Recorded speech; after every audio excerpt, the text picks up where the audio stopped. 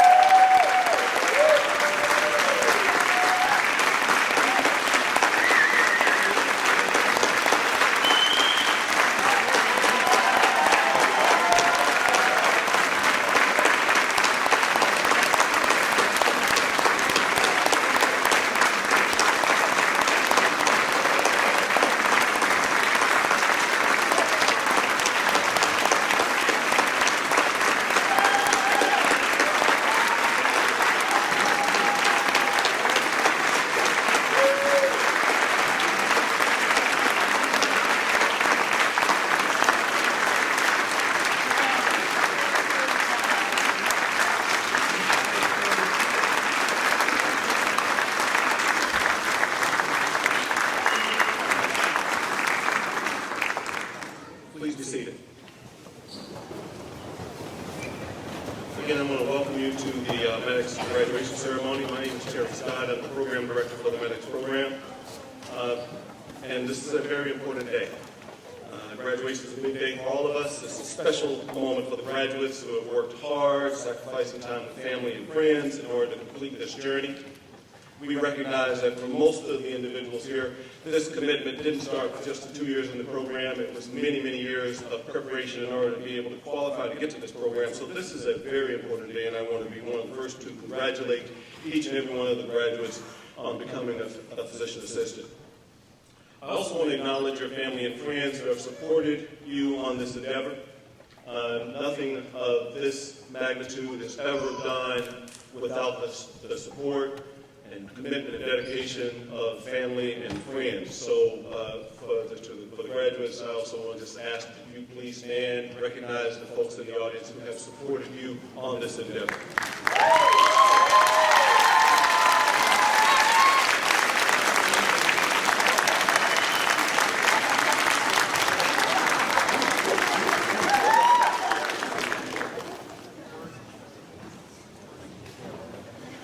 Now, you all may recall that it was just over 2 years ago that I welcomed you to the MEDEX program.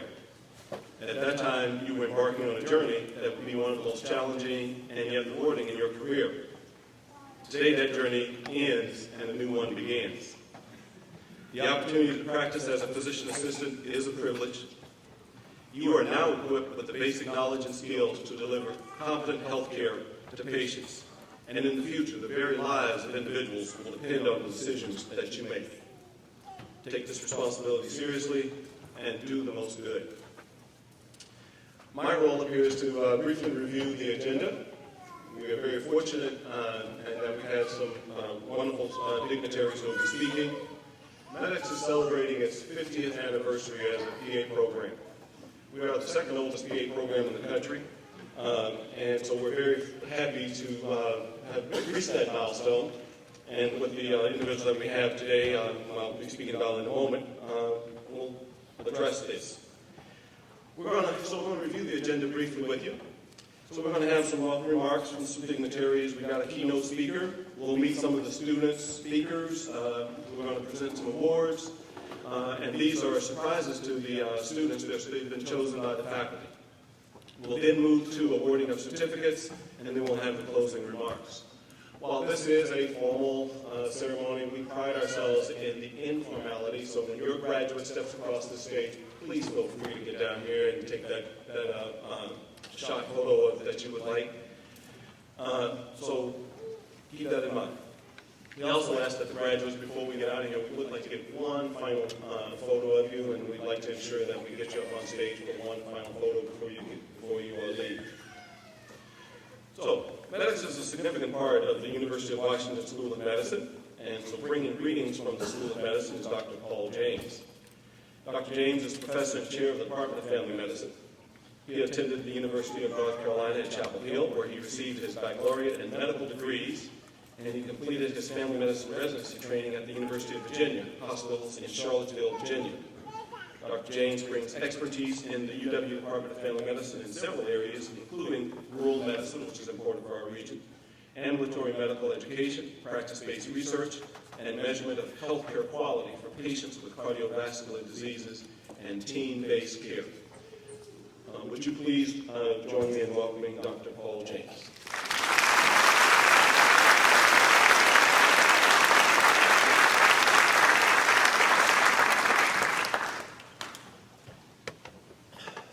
So, on behalf of the University of Washington, the School of Medicine, and the Department of Family Medicine, I'd like to welcome all of you, and particularly welcome and congratulations to our graduates. We are just so very proud of you.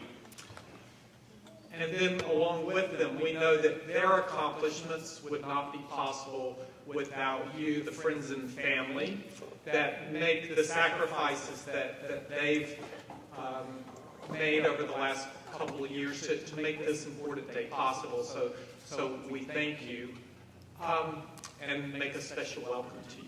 I also then want to make a special welcome and thanks to our faculty who also do a marvelous job at providing the mentorship, the instruction that's so valuable to our learners.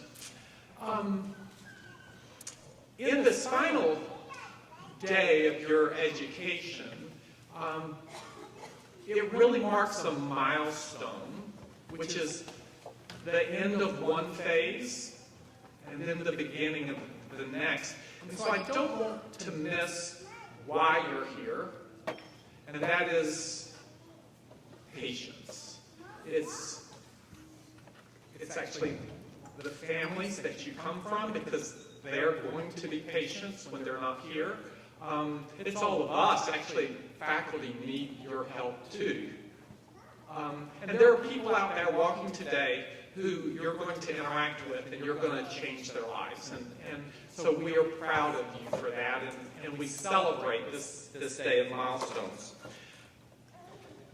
I also then want to put in context the important role I see of these graduates. So I'm a family physician. I've been practicing for 30 years. I know it doesn't look like it.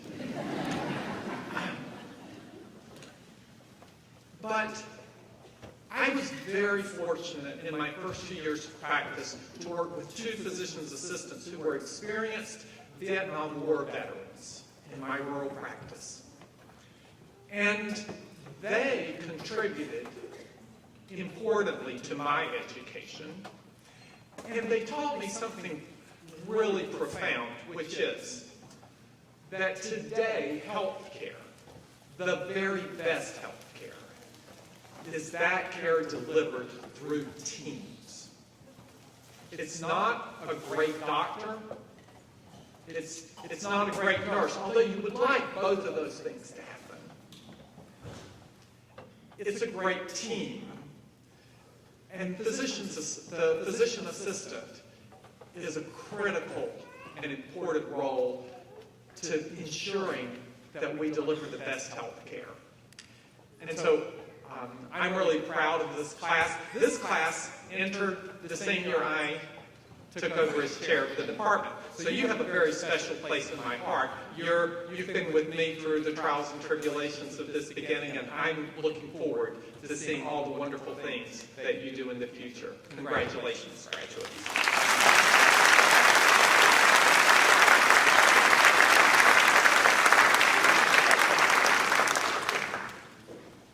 Thank you, Dr. James. So our keynote speaker is Dr. Jacqueline Barnett. Dr. Barnett is an associate professor and program director of the Duke University PA program. And it just occurred to me as we were getting together back there that our chair is from North Carolina, and she's from Duke. And anyone who knows basketball, those two don't usually mix very well. But here on stage, they're setting a new paradigm. So Dr. Barnett is the director of the Duke University program. Her scholarly and research interests include improving learning experiences for students with disabilities, curriculum enhancement through the integration of technology and blended learning formats, healthcare equity, organizational leadership and culture, and interprofessional education and team care. As we all know, Duke University started the PA profession in 1965 when Dr. Eugene Stead and Harvey Estes trained a group of former military corpsmen. Dr. Smith at the MEDEX program followed in 1969 by starting the MEDEX program. As MEDEX celebrates its 50th anniversary this year, I thought it fitting to have Dr. Barnett from Duke as our keynote speaker. Please welcome Dr. Barnett.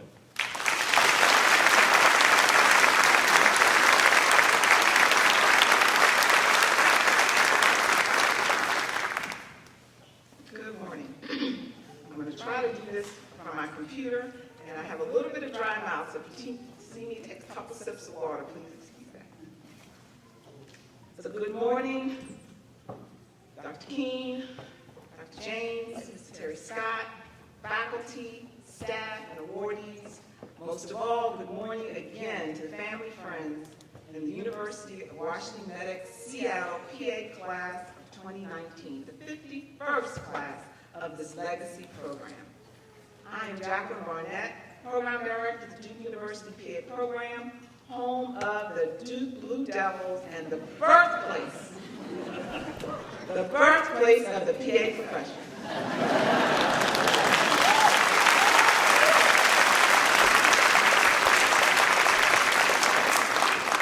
I am bringing you well wishes from every PA program from across the country. Because from my perspective, and since I'm standing up here today, it's my perspective. From my perspective, the MEDEX model and the Duke model built the foundation of this wonderful profession, so all PAs and PA programs should be sending their 50th commencement congrats to you today, so I'm doing it for them.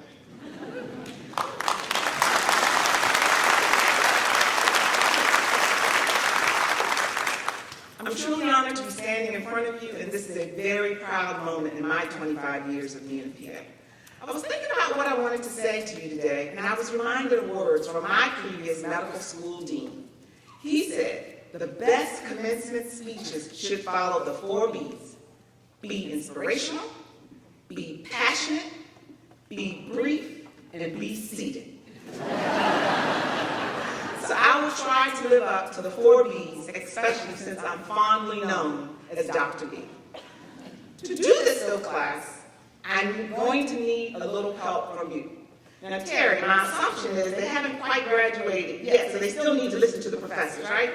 Okay, all right. So I need a little help from you. So throughout my time with you today, I will engage you. I may ask you to reach out to your classmate or to respond to something I said. I want you to just go with the flow. Don't leave me hanging up here. If you do, I'm going to go all the way back to Durham, North Carolina and talk about that MEDEX class. They didn't go with the flow. Okay? So MEDEX PA class 21, let's roll. First of all, you did it. Please look to your classmate, give them a high five, and say, we did it. You did it. Yes, you did it. You completed prerequisite courses. You navigated that doggone CASPA system. You interviewed, and that was just to get you in the door. Then you got here, and you had to do the work. You had to get through basic sciences, pathophysiology, and clinical skills. And then the winter, spring semester came around, and woo! I hear adult medicine 1 and 2 courses were kick you in the gluteus maximum kind of courses. You know, kick you in the butt.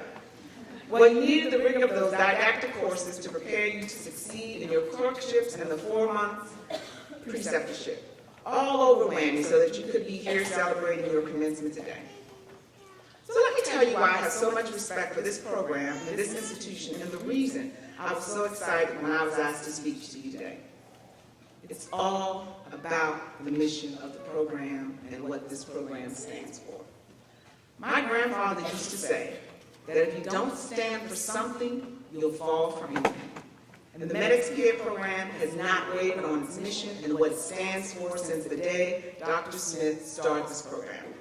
The heart and core of the mission of this program is really to increase access to care by educating experienced health personnel from diverse backgrounds with a focus on primary care and an emphasis on underserved populations and communities. You see, the MEDEX mission and what this program stands for is the core of who I am, what I stand for, and the reason I became a PA. You see, I grew up in an underserved rural community, and I wish there was a MEDEX PA to help provide care in my community. I come from Tracy's Landing, Maryland, a small, rural tobacco farming town with about 300 people. Most people did not have insurance and little access to care. When I grew up, the majority of my family did not have indoor plumbing. And even until 7 years ago, my aunt and uncle still did not have indoor plumbing in their house.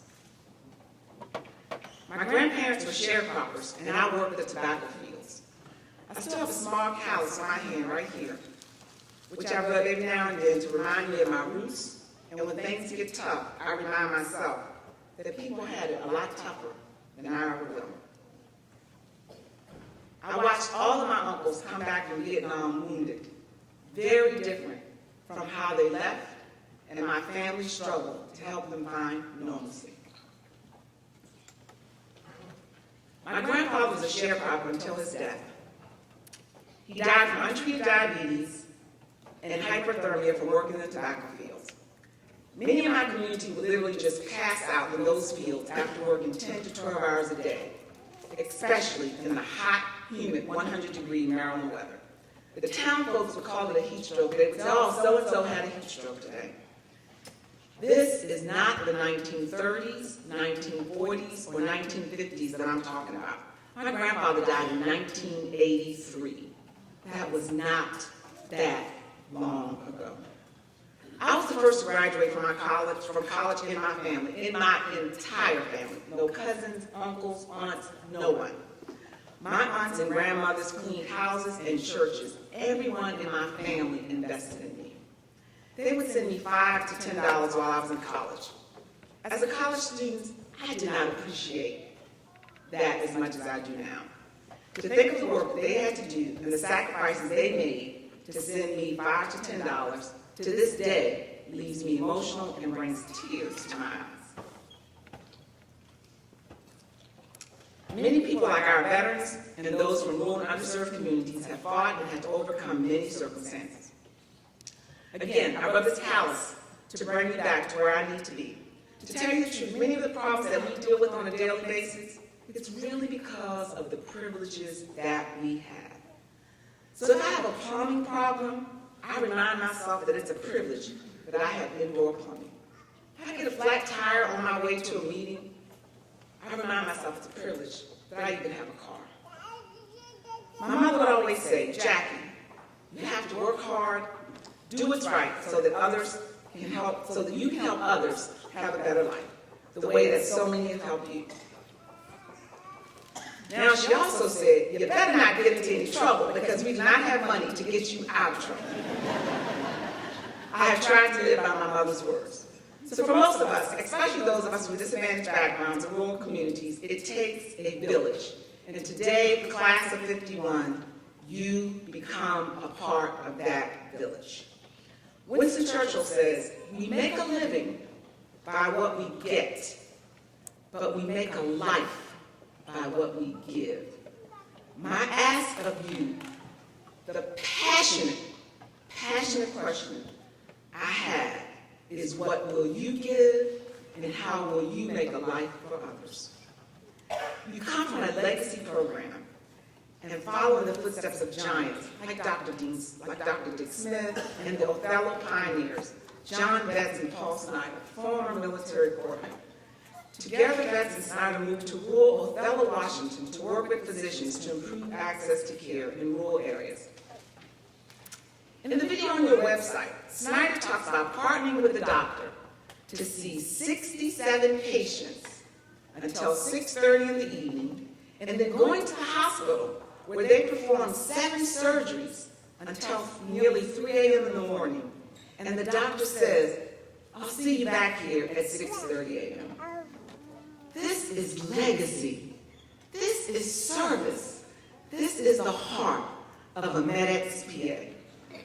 Some of the best-known faculty leaders and dedicated service in PA education come from MEDEX. Faculty like Ms. Ruth Baldwin, who pretty much had her hand in every aspect of PA education at the state level, national, and internationally. What about Grace Landell, who served on this faculty here for nearly 20 years and led efforts to bring the MEDEX program to Sitka, Alaska, expanding care and educational opportunities to another rural and underserved area. This led the way for satellite programs in Yakima and Spokane, and for other PA programs now around the country who now have satellite campuses. You also have faculty, some sitting on this stage right here, some who may be in the audience, like Mr. Gino Gianola, the first PA hired at the National Institution of Health, and Dr. Tim Evans, physician, Dr. Karen Wick, Ms. Kira Bader, Mr. Tim Quigley, Ms. Amin Nadu, who have served in so many roles to support students and move this program and the profession forward. We stand in the shadow then and in the presence now of giants. Ralph Waldo Emerson says, do not go where the path may lead. Go instead where there is no path and leave a trail. MEDEX PAs and faculty have left a trail. Class of 2019, what will be your legacy? What will be your trail? How will you lead? How will you serve? Okay, I have some ideas. I want you to say, we will jump in. When I say a statement, I want you to say, we will jump in. Officials in your hometown are looking for individuals to serve and create a foot project similar to the MEDEX Tacoma project. Will you jump in? We will jump in. State officials need help with initiatives to combat the opioid crisis that has affected many individuals, families, and communities. Will you jump in? We will jump in. You could serve in your local state PA organizations. You could help with efforts to advance PA practice in your state. Will you jump in? We will jump in. We need PAs in clinical administrative roles like Connie Wynn, Chief PA at UW Medicine. We need PAs to serve in policy-making roles, education roles, and to serve as preceptors. We need PAs to mentor a diverse pool of applicants who are interested in the profession, just like I was and just like you were. There are many ways for you to lead, to serve, and to give back. Will you jump in? We will jump in. You are entering the profession at a time when healthcare is complex, where our understanding of human physiology, genetics, genomics is constantly growing, and the number of new medications and types of technology used in healthcare is phenomenal. Our health system is fragmented, with multiple healthcare organizations and systems. Private and public organizations and the military are all struggling to combat costs, health disparities, and to improve quality care. Can you believe in 2019, our country is still trying to determine how or even if we should provide health care to all? Really? Are you kidding me? This is the United States of America, the richest country in the world. If we can afford and figure out how to put a human being on the moon, certainly we can figure out how to provide health care to people here on Earth.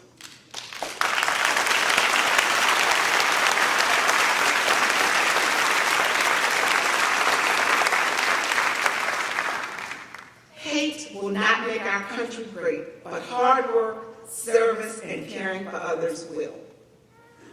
We have to be the village to make the change, as we absolutely know that we cannot count on Congress to get it done, especially for our underserved communities that are most at risk. Graduates, please lead, please serve.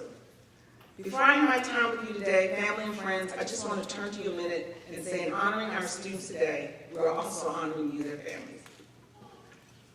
We know that for students to be successful, they need the support of their village, their family, and friends. You all have made tremendous sacrifices for students to be here, and we thank all of you for your support. But now I've got another thing for you, family and friends. Whereas the graduates look at today as the end of the program, you may want to consider this as the beginning of the big pay back.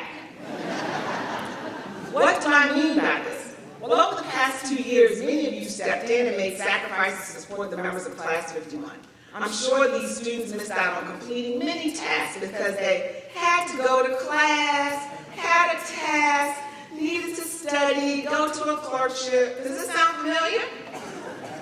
Well, now it's time for them to step up and pay it back. You can give them a few more weeks while they prepare for their pants, but then after that, it's on. I'm sure there are refrigerators that need to be cleaned, closets that need organizing, grass that needs to be cut, children-related activities they can fully engage in, and of course, time to catch up on date nights and family gatherings, to name a few. Medics class of 2019, your journey as a student has come to an end. It's time to get a job, pay some bills, and start the big payback.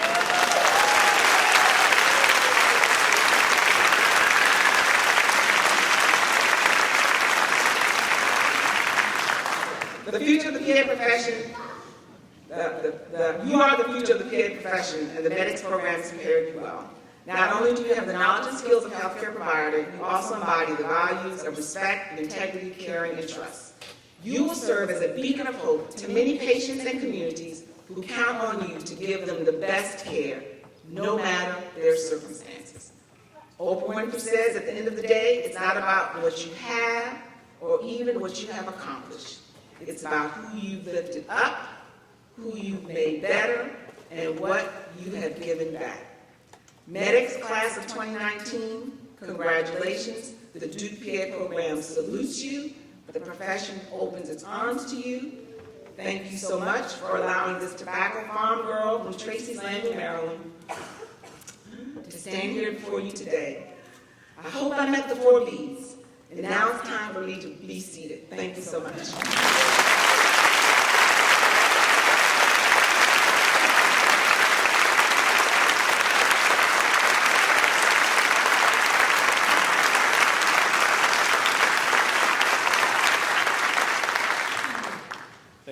Thank you for that inspirational delivery.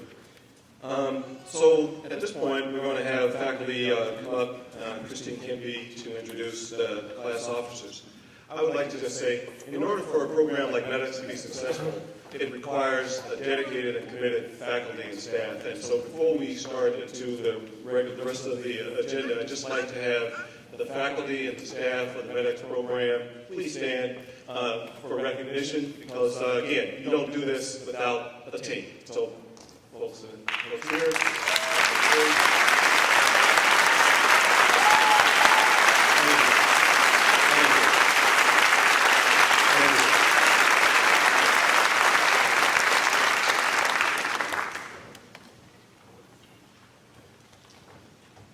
Good morning. So every class elects class officers, and they serve for the entire 2 years that the students are in the program.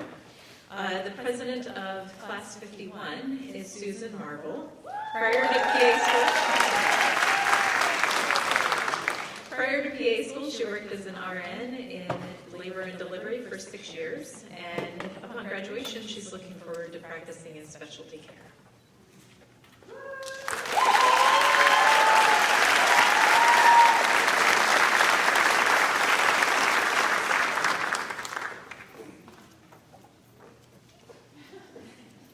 Thank you, Christine. First, I'd like to echo what Terry said. A huge round of applause to our staff who works behind the scenes and our faculty who has led us through this journey. So thank you guys.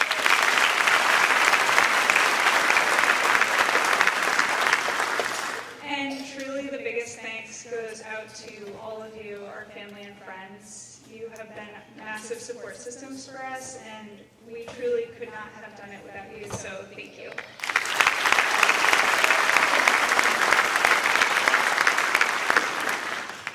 lastly, to my dear classmates, your moral compasses, your resilience in the face of hardship, and your pure authenticity that you all have makes me so very, very proud to be here in this moment with all of you to celebrate. And so without further ado, I would like to introduce our outstanding student speakers. Please give it up for Brett Steinmetz and Haley Fuchs.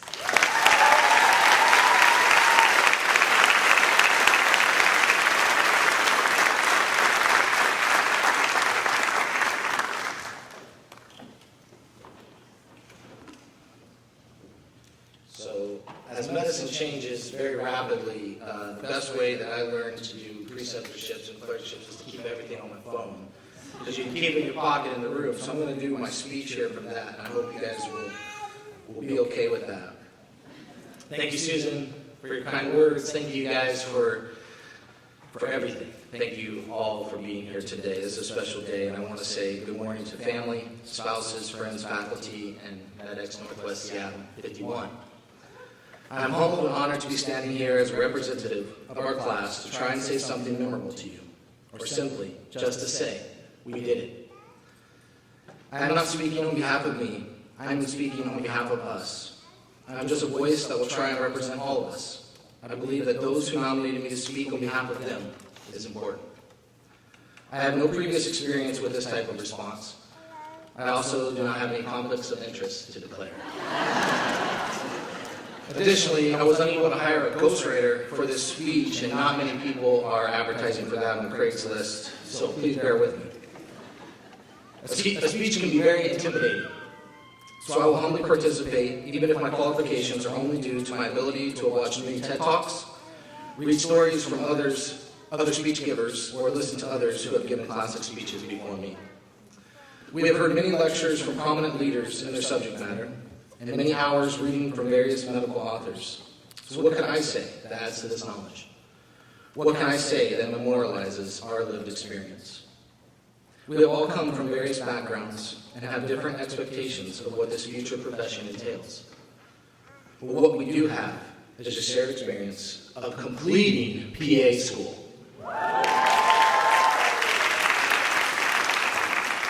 Some of us may still be trying to figure out who Greg is, or may still be learning when to correctly use the word gestalt, or casually build Scrabble points with words that start with E, like ecchymosis, edematous, and erythematous. We will likely always remember the guy in the desert and how to save his life if he jumps in the Hilton Pool Oasis. Or know what happens in our bodies if a saber-toothed tiger comes running through that door. We can also recognize when the kid that smells like a chemistry set is sitting in our office and instinctively know what to do next. But more importantly, I feel strongly that what we have accomplished requires a more thorough reflection. What we have accomplished deserves a short time for us to reflect. We have been going nearly nonstop for the past 2, almost 3 years, barely any time to stop and smell the roses, or in tangible ways experience birthdays, weddings, anniversaries, births, funerals, or anything else without the thought of an assignment due, or the thought that I should be studying something. Many might be thinking I should be studying for the pants right now, and I want you to stop it. If I may propose an idea, let us take a deep breath and allow a short time for reflection from this whirlwind journey. These next few short moments are for us, and for you, the audience, to speed walk through some of our experience and try to understand what we have accomplished. If all of us could just close our eyes, everyone, just close our eyes and just picture or envision what I say through this time. A journey about a group of amazing people sitting right here, a cohort with a llama as our mascot and a good luck charm, Seattle 51. But more than that, a class of dedicated learners and future leaders who will continue the mission of Dr. Richard Smith. On our first week here in Seattle, we learned about Dr. Richard Smith and the story to multiply his hands by being a caring provider to the underserved. Today, we begin that journey. Today, we have 47 passionate and driven PAs to care for people. Today is a mountaintop experience for us and everyone supporting us. But today we also know there is a new peak to climb, a peak that may take us the rest of our lives, a peak that will require help from others, support from friends and family, courage to take the next step, and endurance to finish our journey. This peak is the art and practice of medicine. With our eyes closed, think about when you chose to go to PA school and why you wanted to take this journey, what that would entail, like retaking science courses or sacrificing time with friends and family to study. When you applied, maybe you didn't get accepted the first time, then the interview, then accepted with a phone call. Some of us most likely thinking, now what? Remember the joy, the feelings, and emotions you felt. Remember when we showed up for our first day in Seattle. Remember meeting everyone and hearing about the next 2 years of our lives. Remember our first exams and waiting anxiously for the scores. Remember trying to study the only way you knew how to, and then changing that plan a few times. Remember the studying, cramming, laughing, arguing, becoming friends and family with each other. Remember learning how to use your stethoscope, ophthalmoscope, and our hands on patients. Remember your first CRA, trying to act it out, or at least go through the motions. Remember your first emergency medicine simulation. Remember writing that first paper, and then writing more papers than one could imagine writing. Remember getting confident writing a paper at the last minute with no regrets. Remember the sacrifice to your life, your families, your friends. Remember celebrating at the end of a quarter. Remember learning more than medicine, medics ensemble, attempting self-care, learning about those who are not like you. Remember finishing didactic year, that feeling of completion, then the new feelings of inadequacy. Remember your first rotation, showing up early and thinking, should I even be here? Or should I say anything out loud? Remember being stretched out of your comfort zone. Remember the travel, the Airbnbs, the nomadic lifestyle, the loneliness. Remember having that first interaction with a patient where you knew something and you knew how to treat their condition. Remember that first patient that you dug a little deeper into their history and found what truly was wrong. Remember when you were asked for advice and were trusted by your patient. Remember when that first patient cried to you and the reaction and empathy you showed them by hugging them or holding their hand. Remember the sacrifice of being alone to learn and practice medicine to help others. Remember that first job offer and that first interview. Remember when that first person asked you how and why you became a PA. Remember today. Remember what sacrifices you made to be here. Remember this moment. No one can take this from you. This is a new season in life, and most assuredly, what we have accomplished and learned about in the last 27 months will cycle around. Remember what you feel today, and remember why you chose to become a PA. With years of experience practicing medicine, one of my preceptors had a verbal send-off to patients when they were healed after surgery or treatment. Many would ask, what should I do next? Many of you are asking that same question right now. I share his recommendation to his patients and to you, Seattle 51. Go and do good things.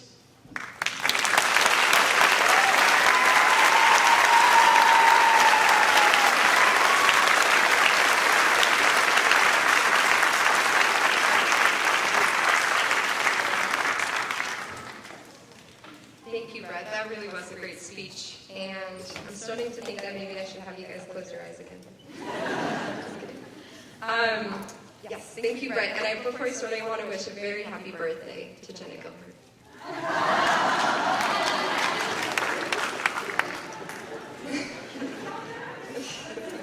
But seriously, thank you to all of you guys. It's truly an honor to represent you all today. And when I wanted to write a speech, I really wanted to represent you. I wanted to write something that was a collective voice. something that highlighted our unique personality as a class. So I called upon everyone to submit their CASPA essays. The essays that were referenced earlier are pre-PA school application essays. And I wanted to read them and compile them and chop them up and make something that was written for you guys, by you guys. And I'll be honest that when I started it, I thought I would be telling a tale of naivety. I thought that I would be highlighting our doe-eyed presumptions of the PA profession and contrasting them against the jaded reality of clinical medicine. But what I found is that we really had it right all along. Those motivations that shaped us 2 years ago are as true today as they ever have been.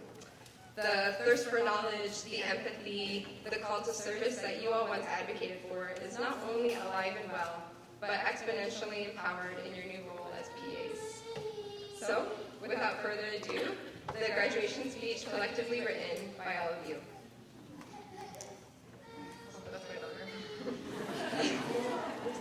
So PA applicants are unique among medical professionals in that we are required to come into this field already with a lifetime of knowledge. We are an odd, unconventional medley of technicians, nurses, and professionals who have long touched and worked with patients.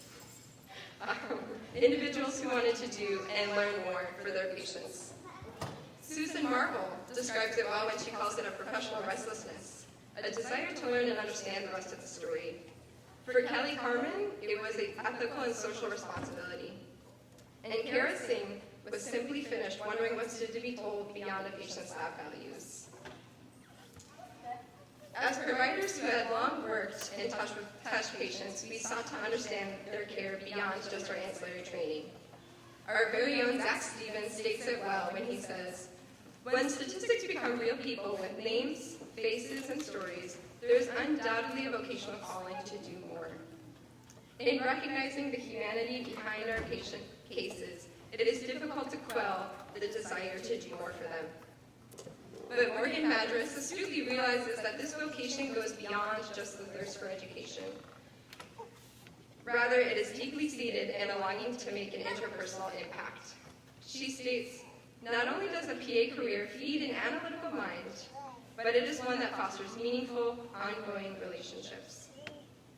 And it is those relationships, those tokens of gratitude, and those intimate moments with our patients that make our work more than just a profession. 2 years ago, we came into this field with various hopes and aspirations, and similar themes echoed from essay to essay. And I'll quote, "I want my work to be a form of service. I want to invigorate my life with new purpose. I want to address a person's basic need for health. I want to be a PA."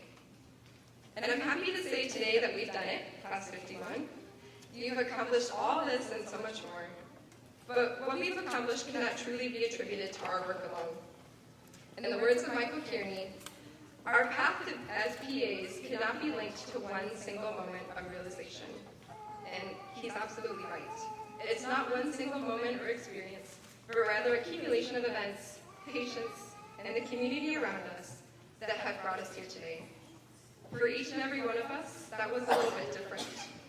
Some of us leaned on our spouses and partners, others rallied among close friends. Some of us rested on our parents and mentors. Some of us expanded our families through new children, and some of us suffered familial loss.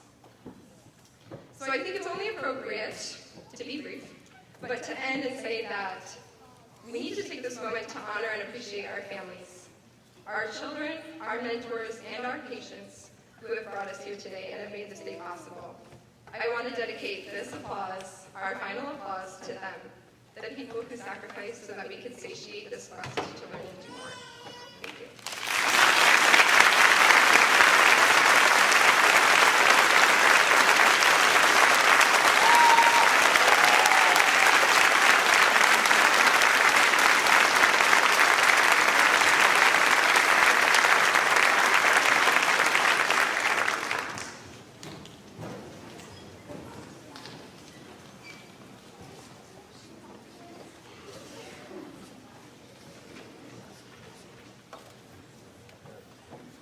Good morning. My name is Mark Hawkins, and I'm a medics graduate, and I'm also proud to be a veteran.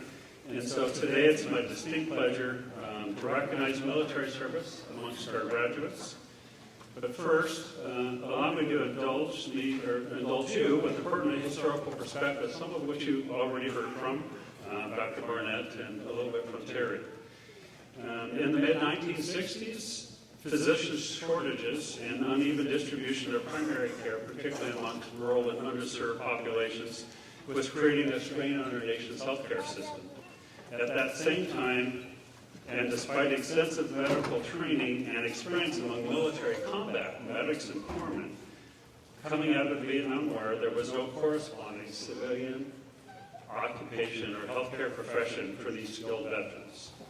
A remarkable visionary, Dr. Eugene Stead, who was then the chairman of the Department of Medicine at Duke University, believed that a new breed of provider could increase consumer access to healthcare services. Thus, he enrolled the first class of former military medics and corpsmen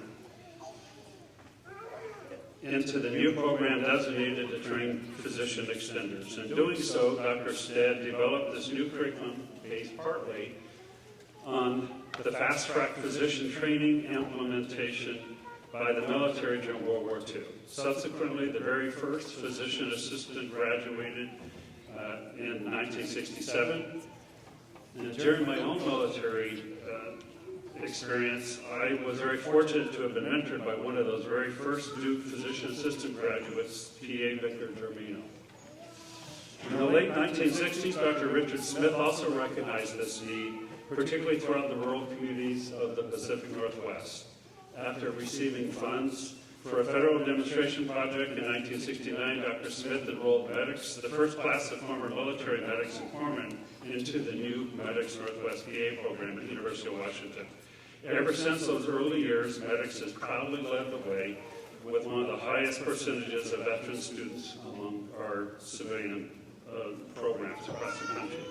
So as you see, military veterans have provided a rich tradition and innumerable contributions to the PA profession. And so it is with great honor today that I can recognize military service among our current graduates, our faculty, our staff, and those in this audience. With the following military veterans among Seattle Class 51, please stand and remain standing to be recognized for your service. Nathan Barlow, United States Army.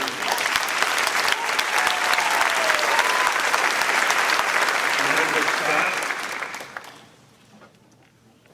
Michelle Scott.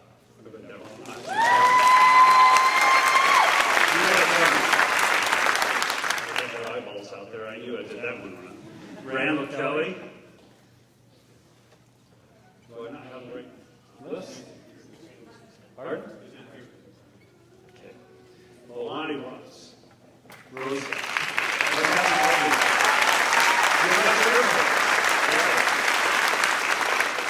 Arlene Darrell.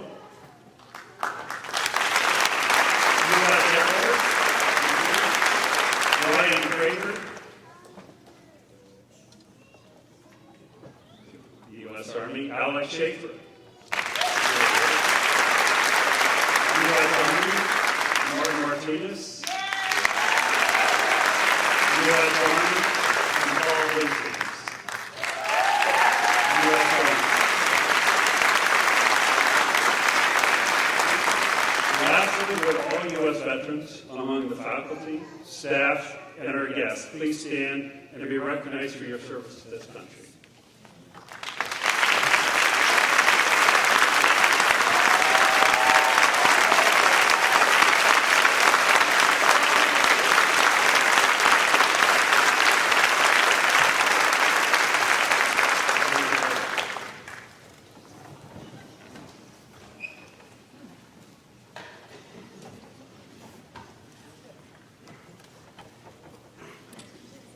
I'm Tim Evans.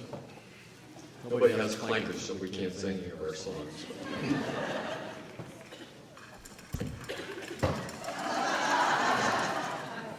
Oh, we do it.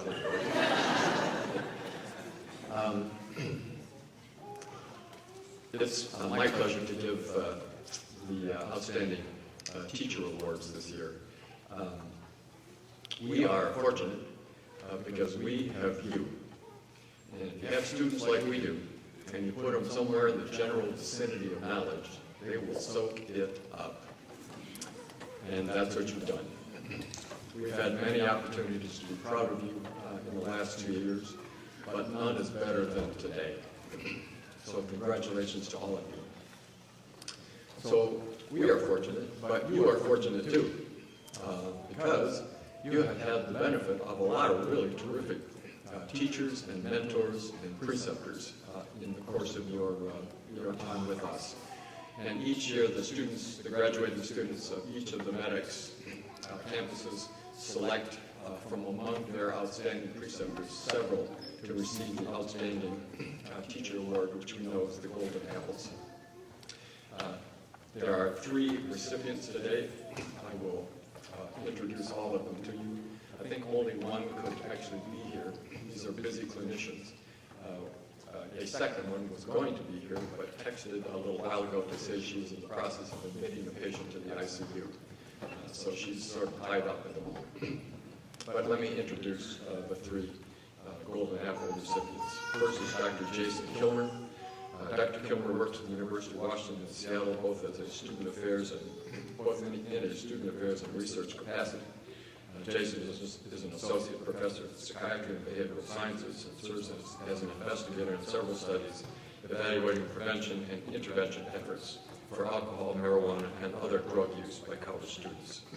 He is also the assistant director of health and wellness for alcohol and other drug education in the Division of Student Life, working in different areas across campus to increase student access to evidence-based approaches. Dr. Kilmer lectures to our students annually on the topic of motivational interviewing. Considering that he uses lectures, that he usually lectures the very first month of the didactic year, it's even more impressive that these graduates retain their admiration for his teaching skills almost 2 years later. A few student comments. One of the finest classes I've attended anywhere. He had a way of being inspirational, funny, and knowledgeable all at the same time. He made me want to listen to him for the entire presentation. That's doing something there. I can tell you from experience. This was the best lecture I have been to in a very long time. Dr. Kilmer is not able to be with us today, but we will make sure he gets his golden apple and join me in congratulating him.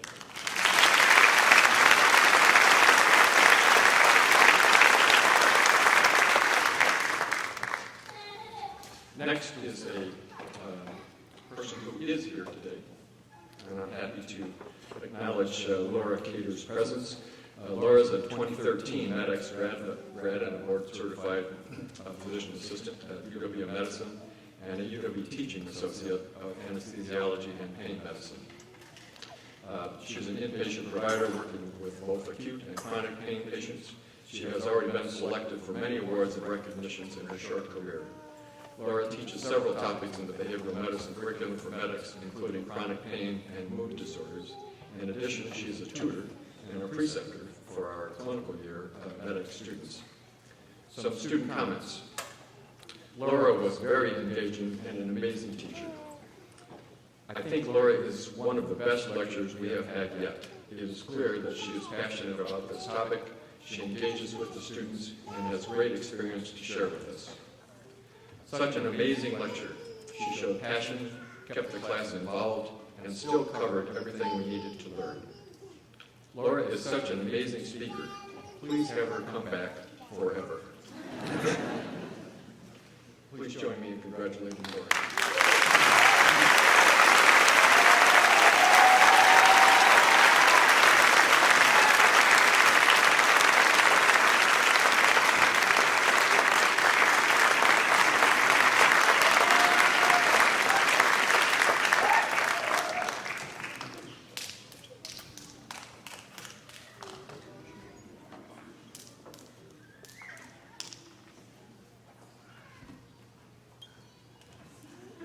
MEDEX faculty know they should never give me a microphone.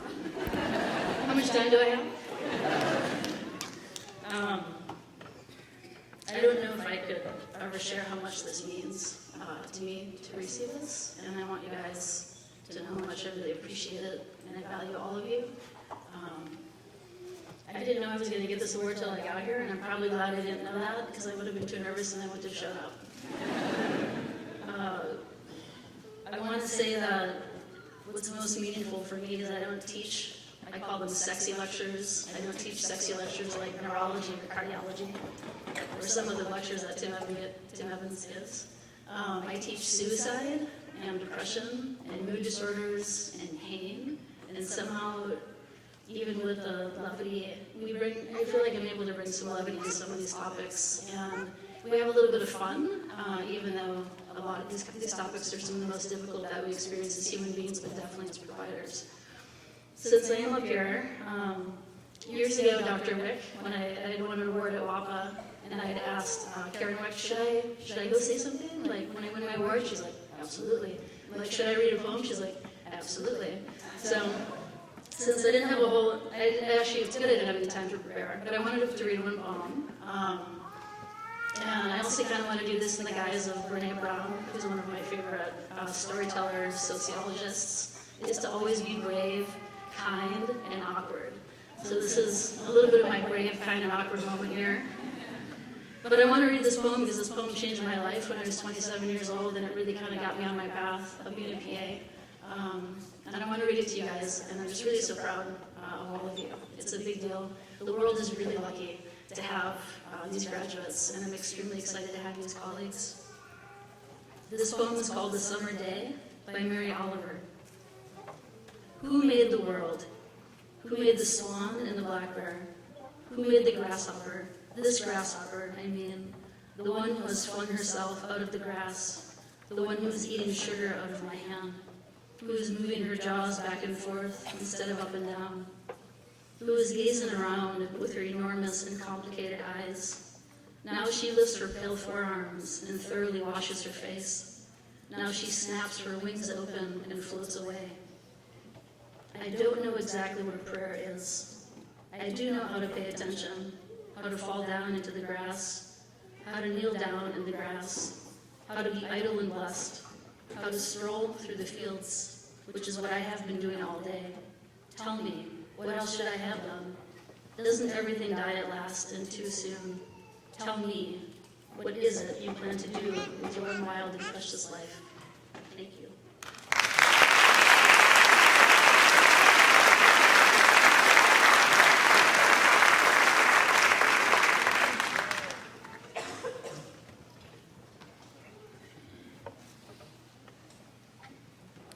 Our third recipient is Dr. Pam Penton.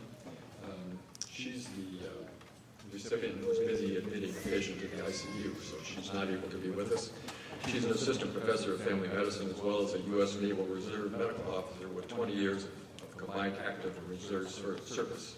She works in UW Medicine with an emphasis on women's health, being a good listener, and in shared decision-making. She's a dynamic teacher who prefers using cases to engage students rather than lecturing.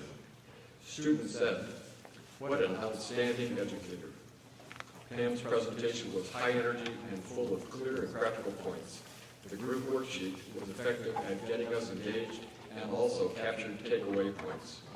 Awesome lecture. The cases were extremely well put together and helped us work through all of our objectives in a way that provided context. More Dr. Penton, please. Please join me in congratulating Dr. Penton.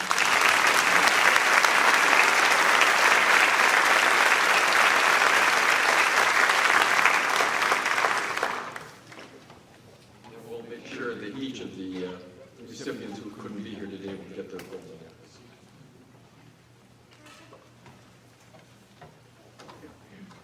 Good morning, I'm Kira Bader. I'm the Associate Program Director of Academic Affairs, and that means I have the privilege of leading and representing our didactic faculty and staff across our 4 campuses. Just like our teaching awards are voted on by our students, our student awards are voted on by our faculty. So it's always a fun process when we get to talk about you guys and pick recipients for these awards. So my job this morning is to give the John B.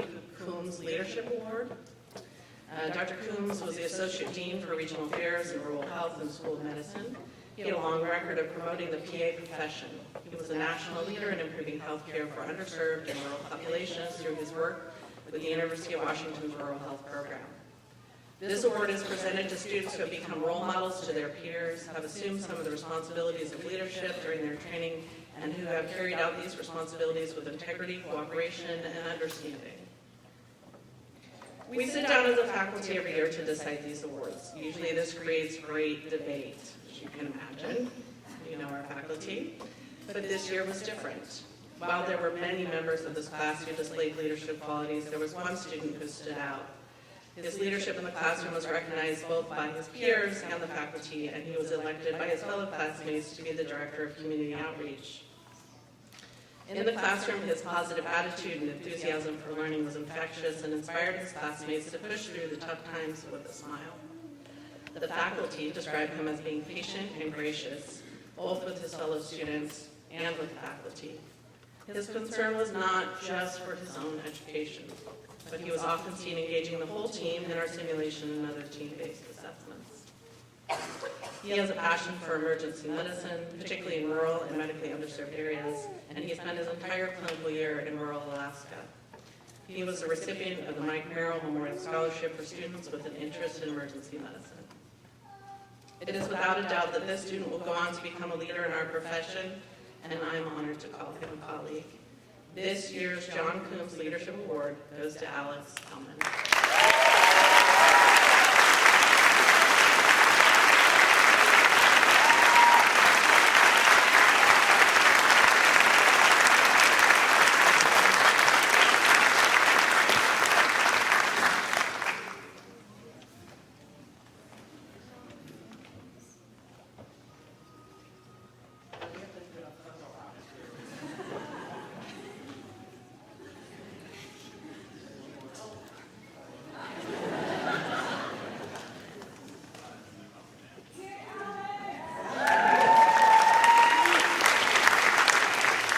This is really nerve-wracking. Really, can't really say anything, but this is incredible. Thank you so much for this award.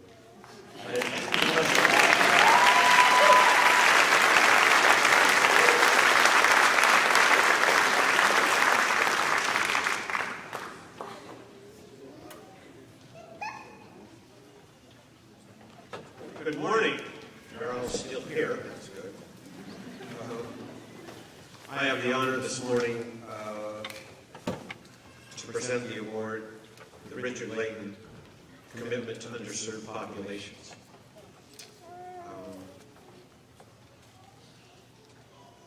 One of the Medic's focuses is on primary care with an emphasis on underserved populations. With this as our mission, we endeavor to honor those students who have shown extraordinary continued commitment to the underserved populations. We have named this award for one of our early preceptors, a man who has become a role model. Describing Dick is a challenge. And since I like to tell stories, I'm going to tell you a story about Richard. If you had a chance to meet him, you would have seen a twinkle in his eye, an ever-present smile on his face, an elfin beard, and during your conversation with him, he would make you feel you were the most important person in the conversation.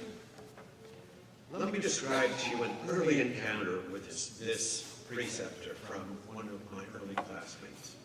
One evening, as darkness fell across the small hamlet of Grandview, Washington, a lonely figure in black leather rolls up on a motorcycle to stop in the back of a drive of a small farmhouse. This figure ambles up the drive to the porch and strikes 3 times on the door of a small wooden door. A woman in the house startles and calls her husband. Dick, answer the door. Someone just got off his motorcycle, and I don't like his looks. Dick answered the door, and the figure says in a very eager and chipper voice, "Hi, I'm Charlie Hall, your medic student, here to do my preceptorship." Thus started Richard Layton's 33-year relationship with medics. Richard started as a preceptor, as I just said, in 1972 while working in the Yakima Valley Clinic in Grandview, Washington.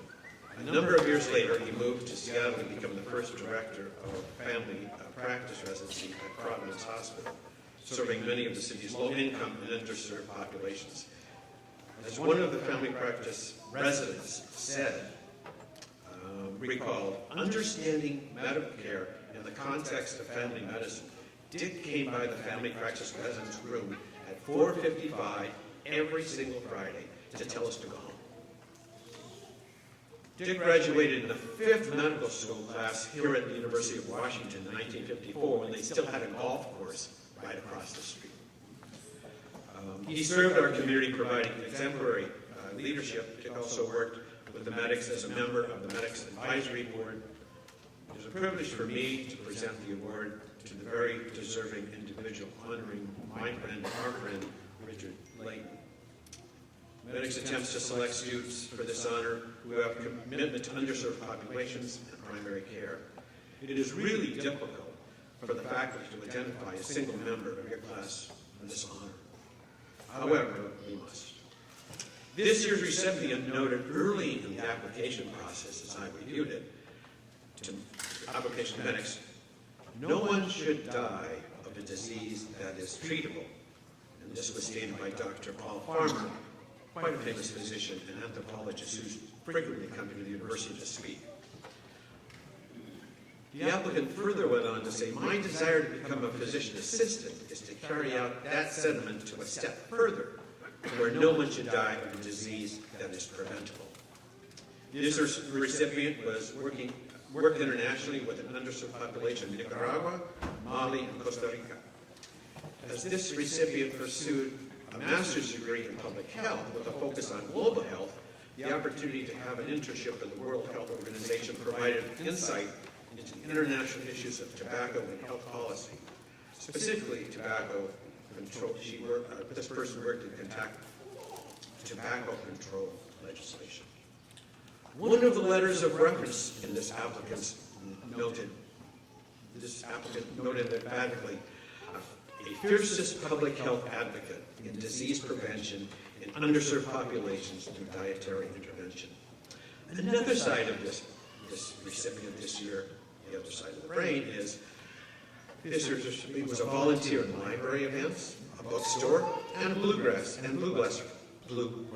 festivals, and quite a well-rounded PA, soon to be my colleague. I could go on, but I need to stop because there's more people going to talk. So Erica Borson.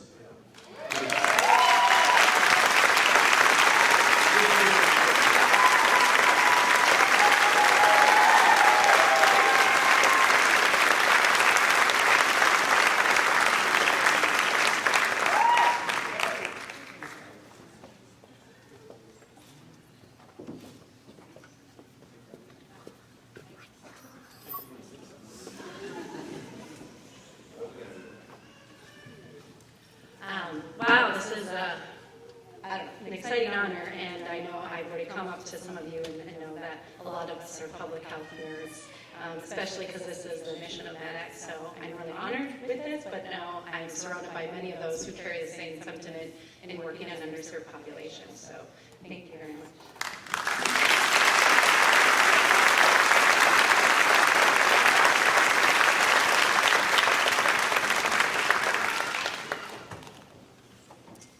Good morning, I'm Karen Wickham, the Medics Director of Research and Graduate Programs. And yes, Brett, there are a lot more written assignments than any of you expected. And I get to read a lot of them, so I have the privilege of announcing the Writing Award. 2 years ago, the very first summer quarter, you got your first assignment, and we give you a list of topics. You must choose from the list. And before I knew it, this student was in front of me saying, I want to go off the list. And I thought, oh, yeah. I like to color outside the lines. But when that paper came in, it was a home run. And that's pretty much what this student did since then. There is a large paper that the students do for the big master's capstone project, and the students work with advisors. And so I asked the student's advisor to give me a couple of comments. Notes that this writing is always logical, thoughtful, nuanced, and a pleasure to read. The only issue working with this person as a capstone advisor was helping him contain his project to something appropriate for a capstone paper and not letting it morph into a PhD dissertation, which I would not be surprised to see him write someday. The writing award goes to Jeff Gallagher.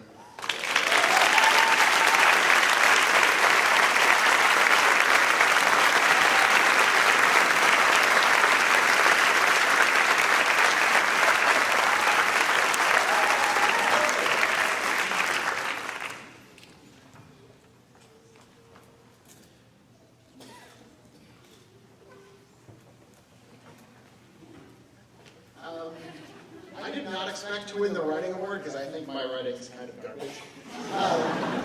And if I did, I would have thought it would have been for a different piece of writing I did for the class early on. And I just wanted to say thank you to the class for making a safe space for us to share our writing out loud and not feel self-conscious about it throughout the year. Thank you.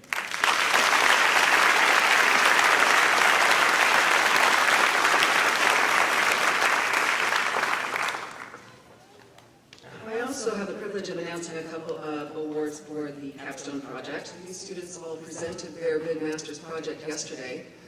Some of them did oral presentations with a slide deck, and some of them did a poster session.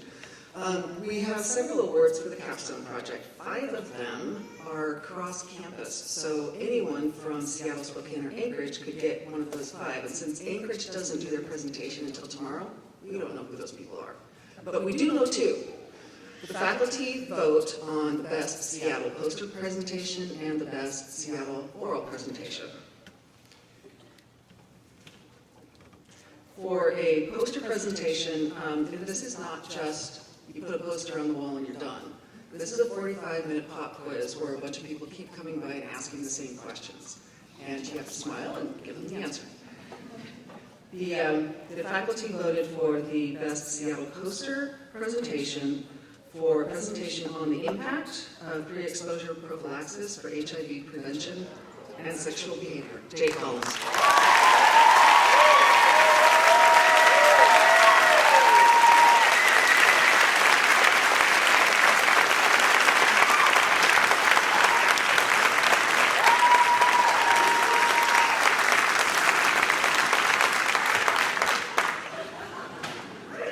Unexpected. Awesome. Well, thank you so much, and I appreciate everyone who came to look at my poster. And thank you to Karen for helping me to edit my capstone presentation, and thank you to everyone for being here.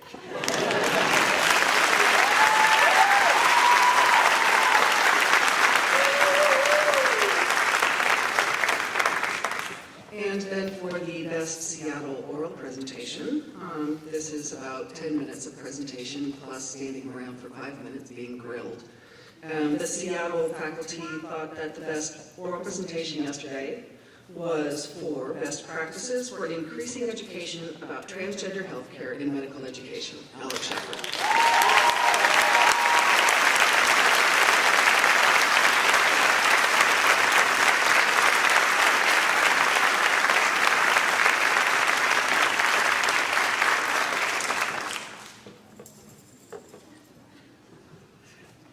Like everybody else, this is really unexpected, and thank everybody for coming to my presentation and for thinking that this is an important project. And thank everybody for being here today. We did it.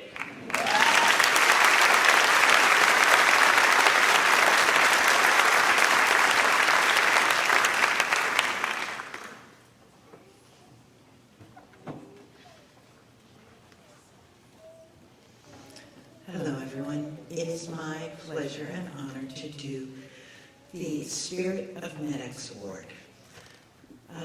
The Spirit of MEDX Award comes from our mission, our desire to serve, to bring accessible health care to rural and underserved people. And the person who gets the Spirit of MEDX Award, which could be embodied by many of our students, today is for Danny Satow.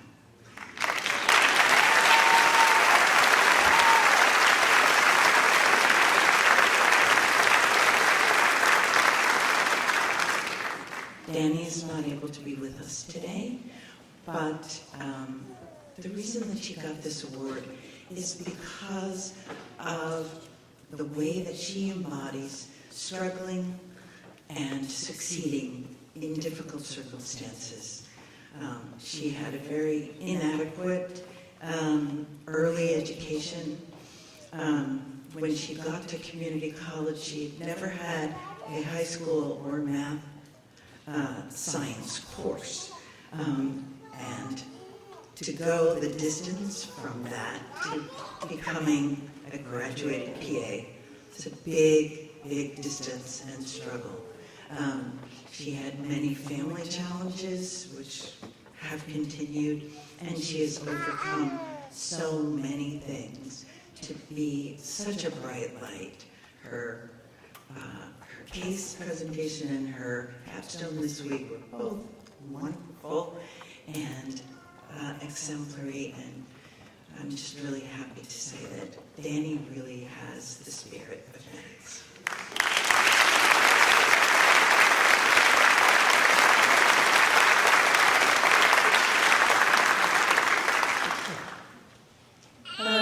Good morning to all of you. My name is Ami Naidu, and I will be presenting the Mary Read Award of Excellence today. A little bit about Mary Read. She graduated from MEDEX in 1983. Her husband, Joe Reed, worked with the Washington Association of Physician Assistants to establish this memorial award that honors Mary's commitment to academic excellence. The award goes to the one MEDEX student who has achieved the highest GPA among all the training sites during the didactic year. This year, the student happens to be at our Seattle campus. This student brings a blend of soft skills with hard skills to the profession. By using such a combination in treating patients, she can identify with patients on a different level and provide better health care. She is passionate for caring for the underserved, which is also exemplified in her capstone project. She is authentic, humble, has a sense of humor, and is able to make personal connections with patients. I cannot think of a better way to instill health and well-being in a patient. I am proud to present the Mary Read Memorial Award for Academic Excellence to Jenna Gilbert.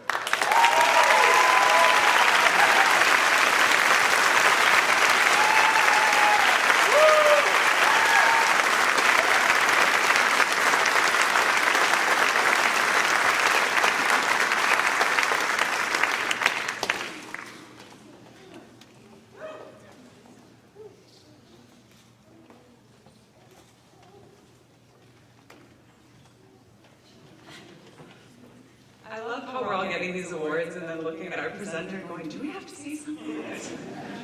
Thank you so much. This is a real honor.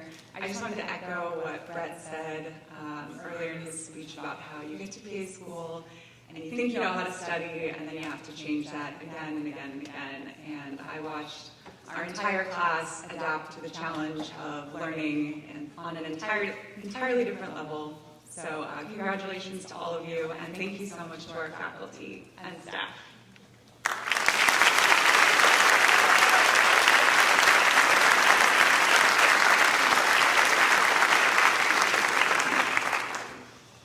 Good morning. I'm Dale Robinson. I'm the clinical coordinator for the Seattle office. First, I want to say thank you to all the faculty and staff for showing up today to support students. I also want to thank all the family members for showing up to support the graduates. I also want to say congratulations to all the graduates. This is a major step in your professional career.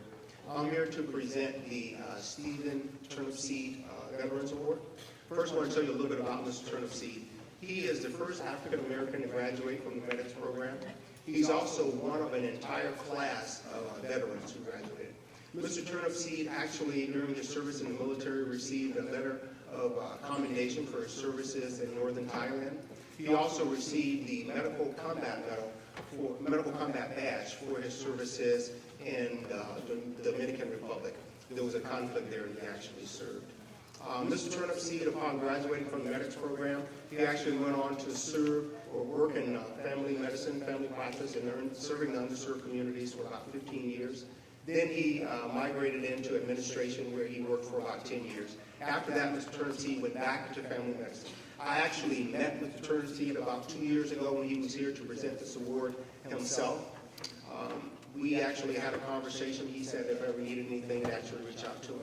And when I found out I was going to be presenting this award a while ago, I actually reached out to Mr. Turnipseed. Mr. Turnipseed now is 76 years old, and he's still practicing medicine, working in an underserved capacity in Los Angeles, California, where he's actually serving predominantly Hispanic community. Just give him a hand for that.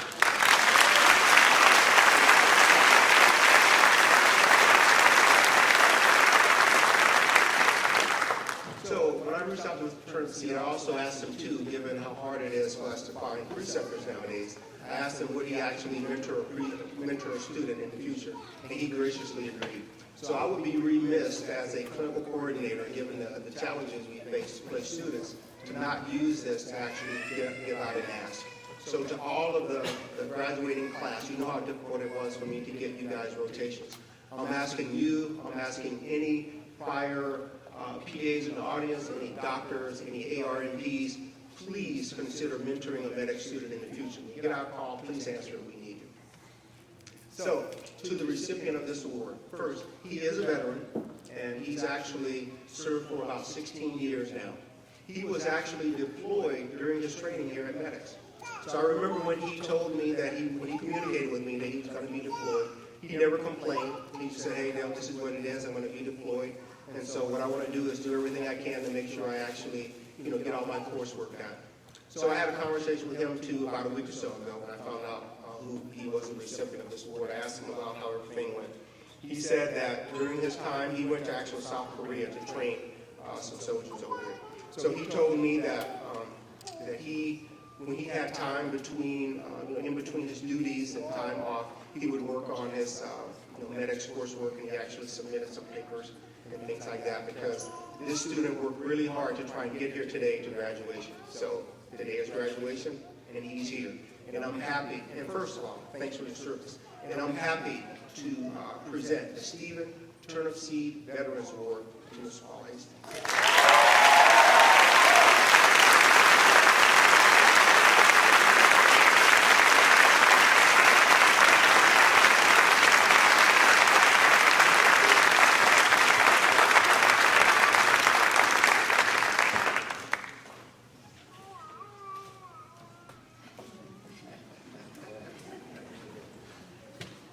All right, thanks everybody for showing up.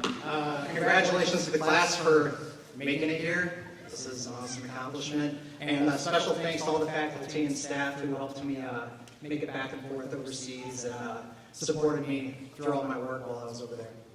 Thanks.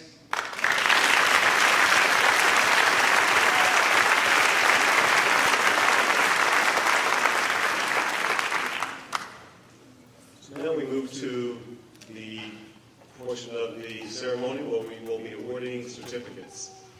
Before I do that, I also want to acknowledge the fact that in order to complete the MEDEX program, the second year is dependent upon volunteer clinicians who take the students. So if there's any preceptors or folks who have precepted our students at any point in the MEDEX program in attendance, would you please stand and be recognized as well?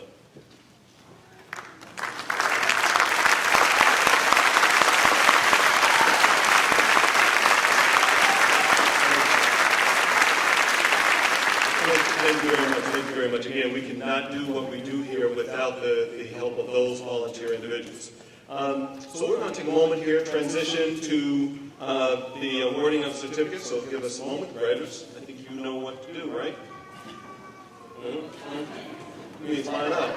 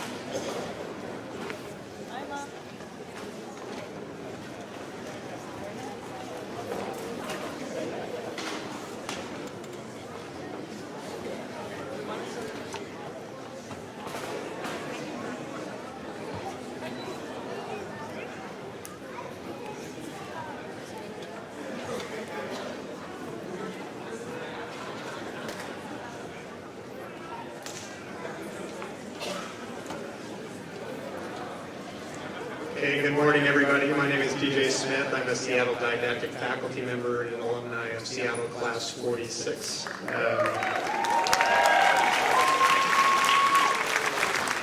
It is my honor and my privilege to recognize each one of our graduates of Seattle Class 51.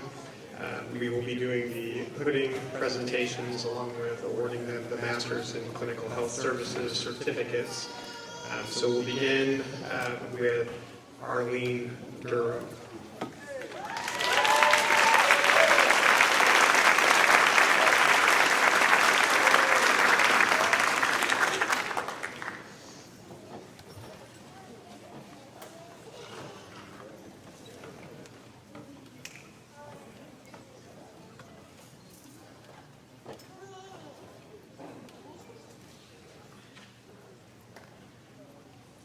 Brandell Marie Arce.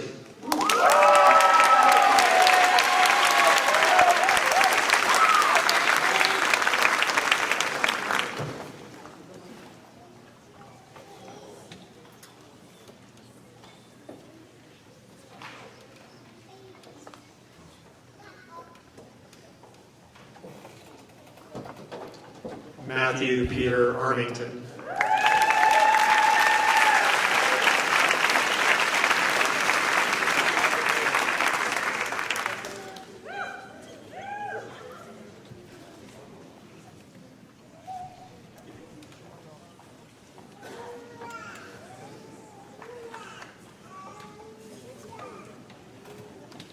Nathan Daniel Barlow.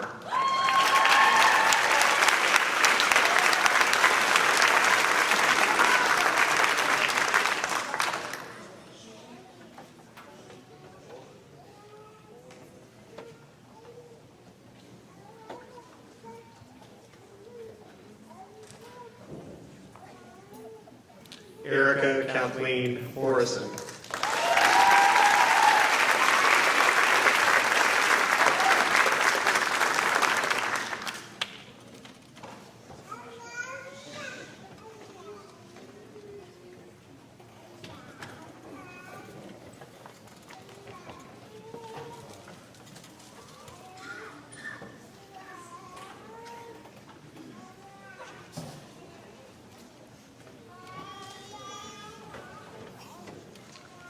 Lillian Baldwin Gray.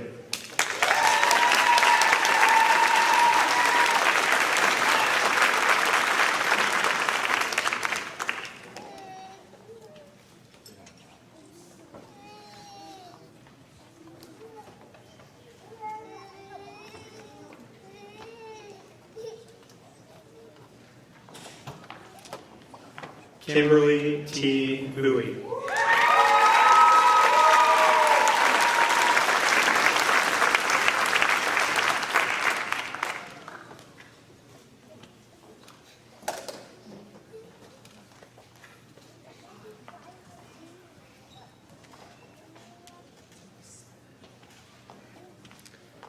Kelly Colleen Kerman.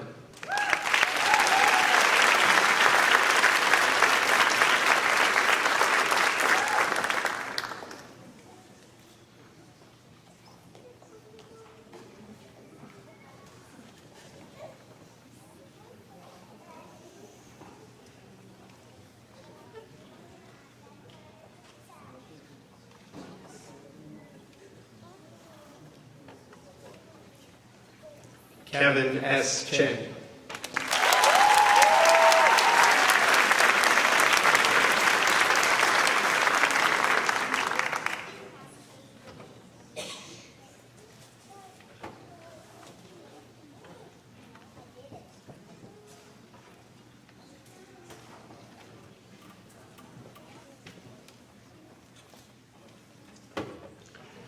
Jacob Daniel Collins.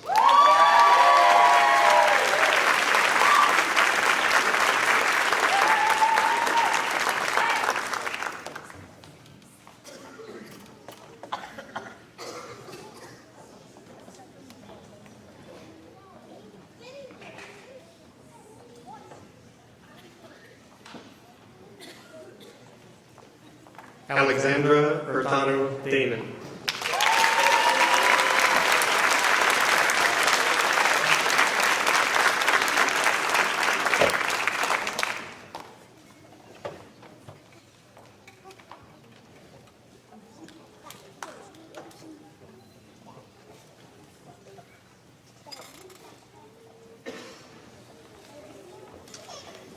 Dominique Dubois.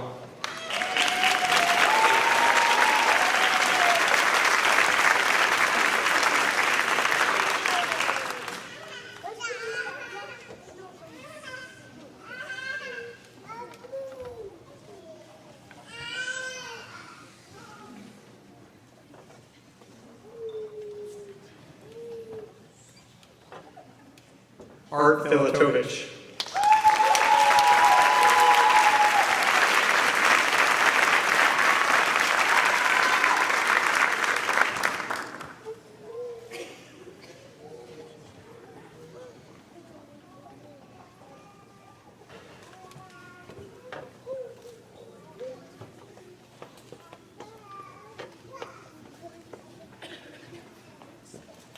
Tamara Freeman Young.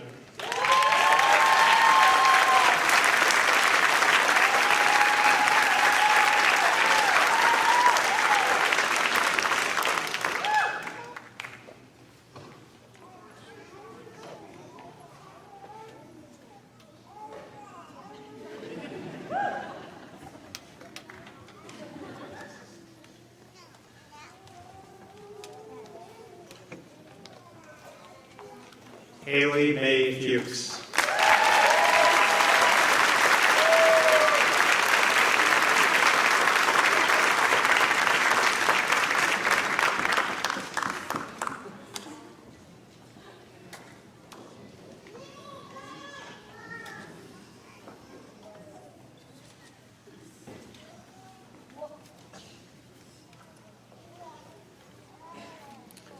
Jeffrey James Gallagher.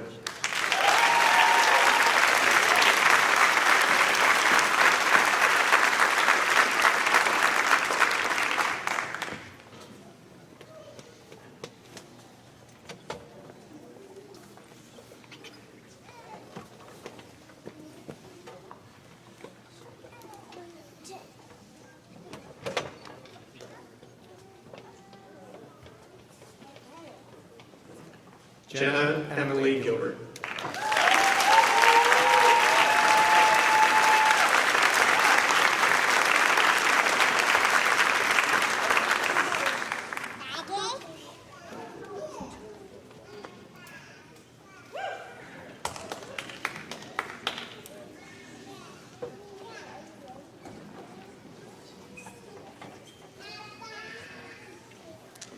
Miles Lanier Gilbert.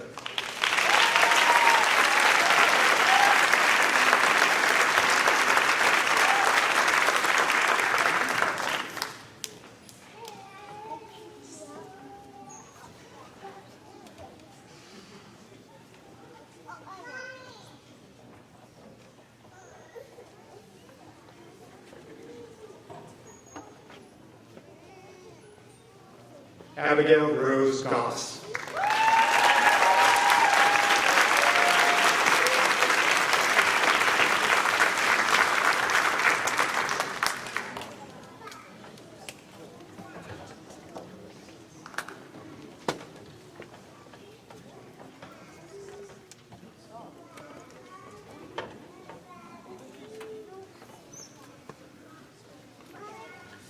Paul Hastings.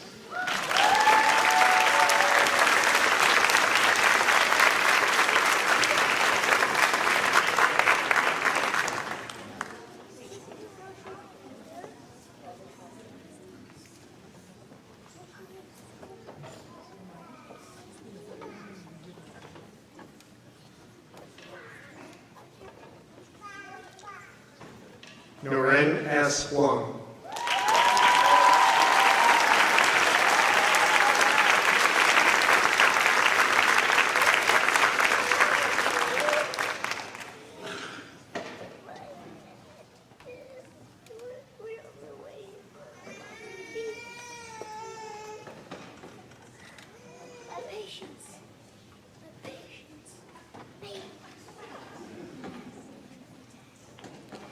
Michael John Carney.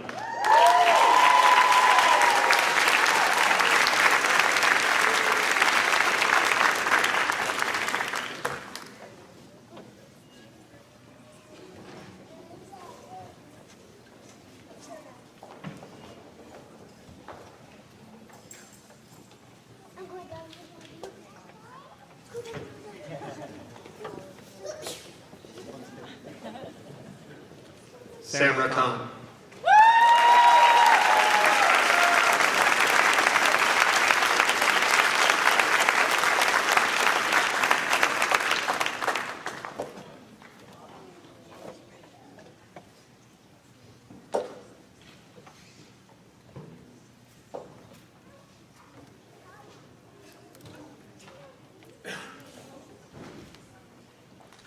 Janelle Minji Kim.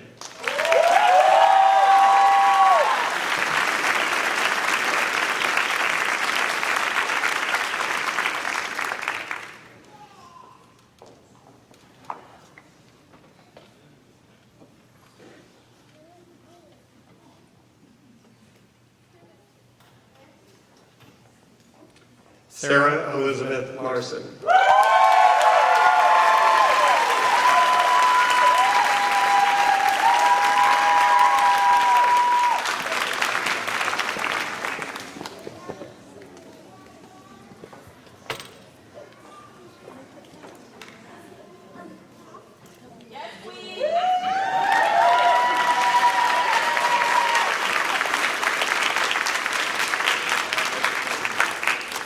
Morgan Sowers Majerus.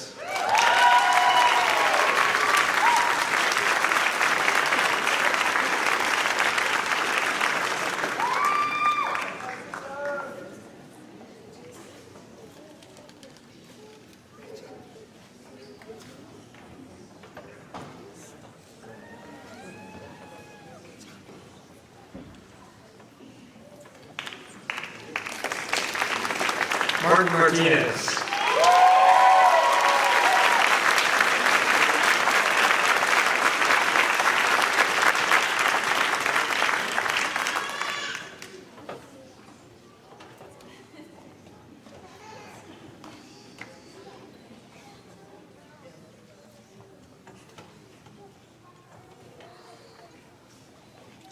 Susan Shylin Marble.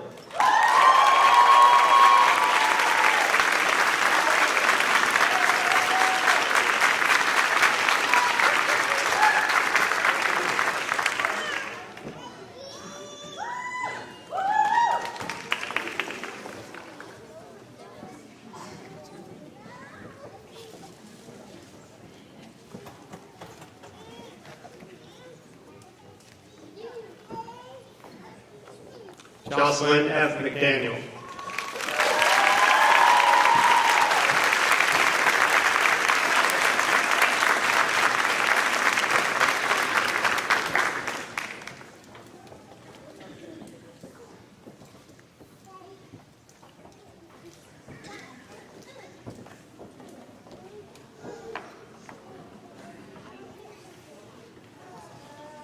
Heather Minahan.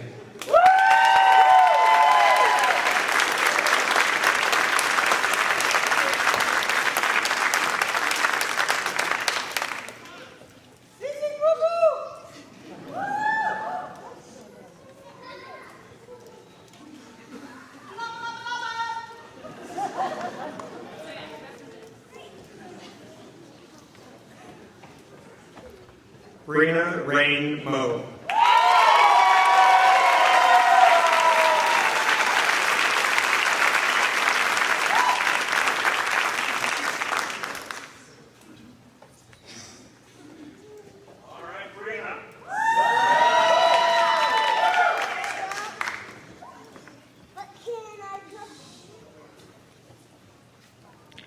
Johnny Tung Win.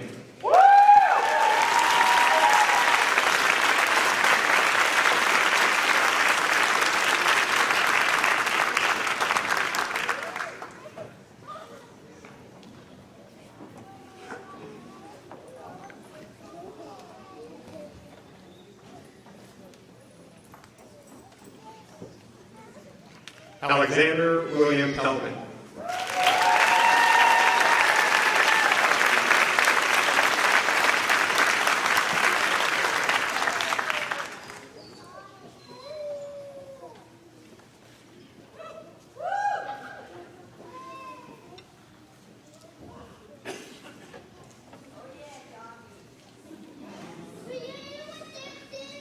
Alexis Echo Pong.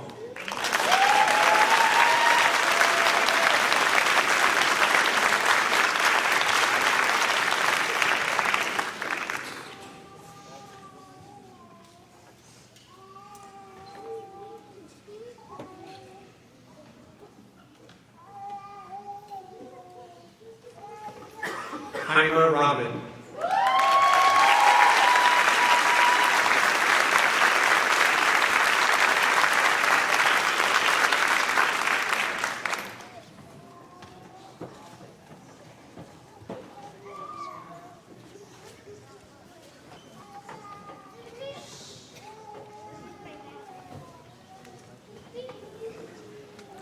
Leilani J. Rosa.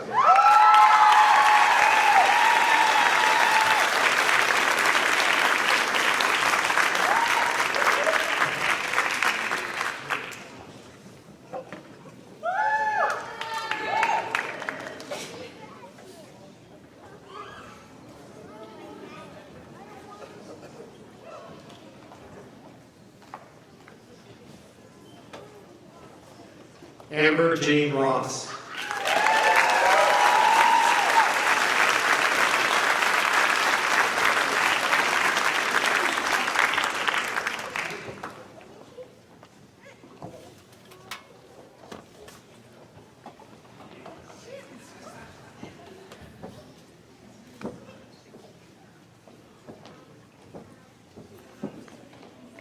Diane Monica Schmitz.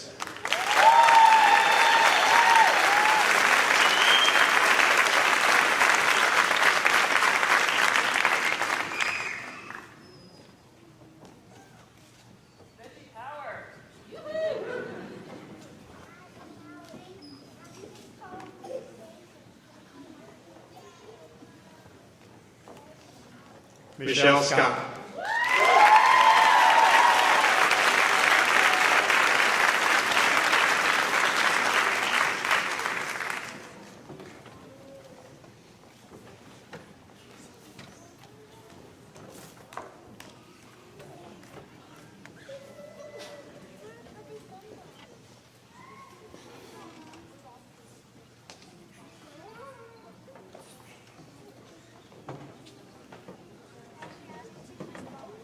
Alex R. Schaefer.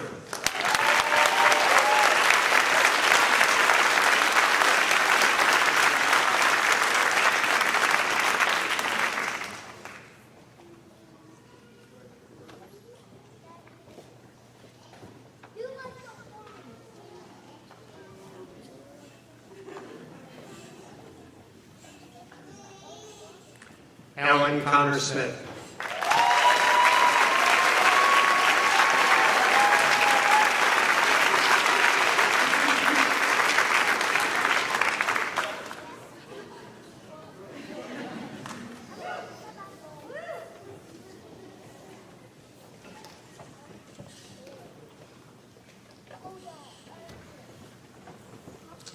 Brett Steinmetz.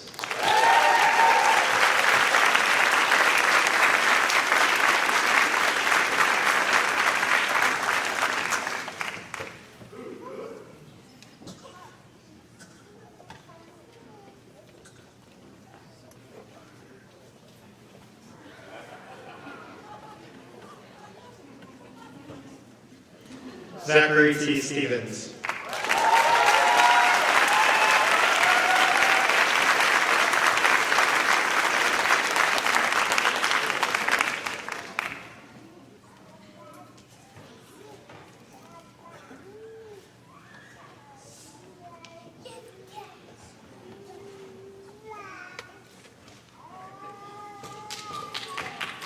Tara Singh.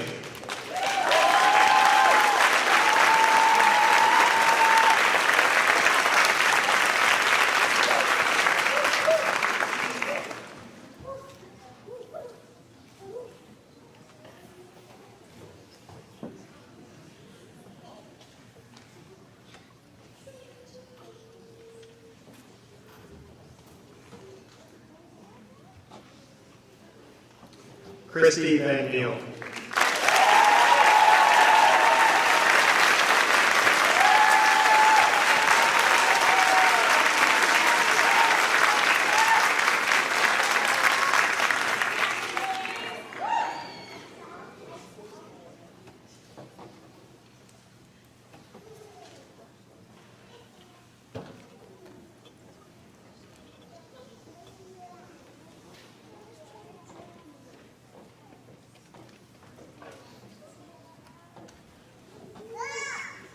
Jenna Warren.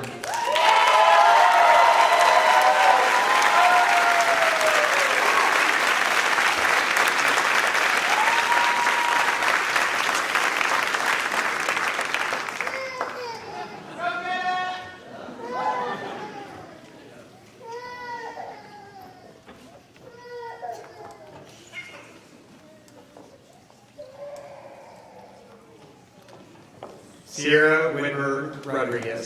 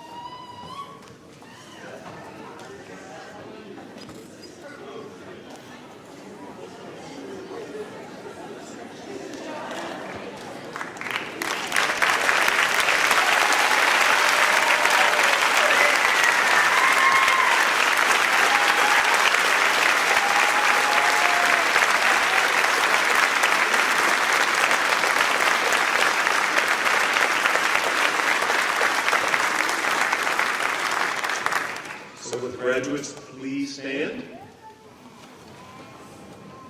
On behalf of the MEDEX program, the University of Washington School of Medicine, I present to you the graduates of 2019, Seattle Class 51, and the extended master's graduates.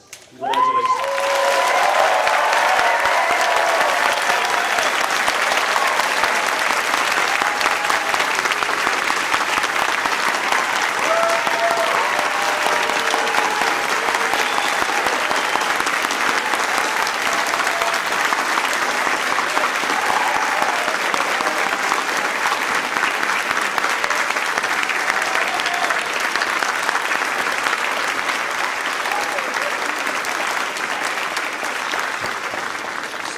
This concludes the ceremony. We would want to remind the graduates one more nice photo up on stage, but I want to thank everyone for attending and enjoy your career and have a nice day.